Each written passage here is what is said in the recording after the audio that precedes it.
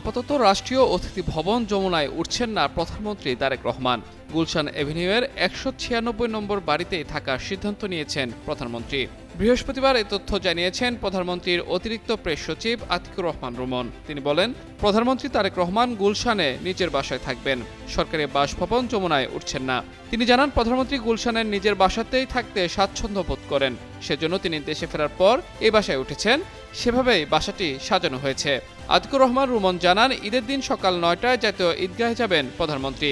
ঈদের নামাজ আদায় করে দেশের বিশিষ্টজনদের সঙ্গে সকাল 10টা থেকে যমুনায় শুভেচ্ছা বিনিময় করবেন প্রধানমন্ত্রী। এদিকে গুলশানের ১৯৬ নম্বর বাড়িটি রাষ্ট্রপতি জিয়াউর রহমান নিহত হওয়ার পর তার সহধর্মিণী খালেদা জিয়াকে বরাদ্দ দেওয়া হয়েছিল। তৎকালীন রাষ্ট্রপতি বিচারপতি আব্দুস সাত্তারের মন্ত্রিসভা এ সিদ্ধান্ত নিয়েছিল। গত বছর এ বাড়ির দলিলপত্র বিএনপি চেয়ারপারসনের কাছে হস্তান্তর করেন তৎকালীন গণপূর্ত উপদেষ্টা আদিলুর রহমান খান ও রাজউক চেয়ারম্যান রিয়াজুল ইসলাম রিজু।